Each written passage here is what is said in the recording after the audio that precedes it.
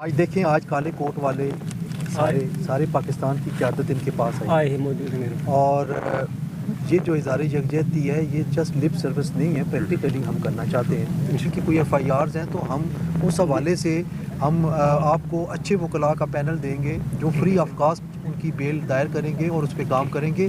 ہم اس کے لیے حاضر ہیں. بالکل یہ ایک بات کہنے کی نہیں ہے، انشاءاللہ کر کے آپ کو بتائیں. I am sure. اور یہ کوئی یہ موب وائلنس تو نہیں دکھا رہے تھے، یہ تو پرامن احتجاج کر رہے تھے. ان پر تشدد کا کوئی نہ جواز تھا، نہ ہے، نہ کوئی جسٹیفیکیشن انتظامیہ اس کی دے سکتی ہے. بات تو یہ ہے کہ ہمیں جو میں دیکھ رہا ہوں کہ لیک آف کوآرڈینیشن ہے.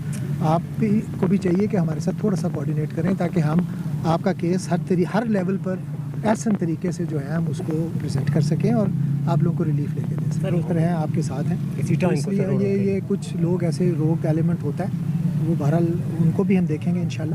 جو ہم سے بن پڑے گا ہم ضرور کریں گے. جب بنیادی حقوق ہی نہیں ہے تو کیا شور مچانا؟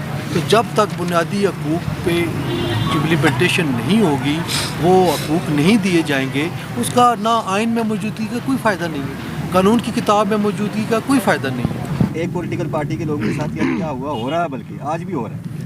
لیکن اس کے باوجود جو ہماری آپ سے یہی ہے، جو وکلاء ہیں اور یہ پورے پاکستان، ہمارے سپریم کورٹ بار کے صدر، پاکستان بار کونسل کے ایگزیکٹو کمیٹی کے چیئرمین ہیں، ہماری تمام تر ہمدردیاں، صلاحیتیں، جو ہماری سوچ، جو آواز ہے نا، وہ آپ کے ساتھ ہے اور ہر اس شخص کے ساتھ ہے جس کے بنیادی انسانی حقوق تسلیم نہیں کیے جاتے یا اس کے منافی اقدامات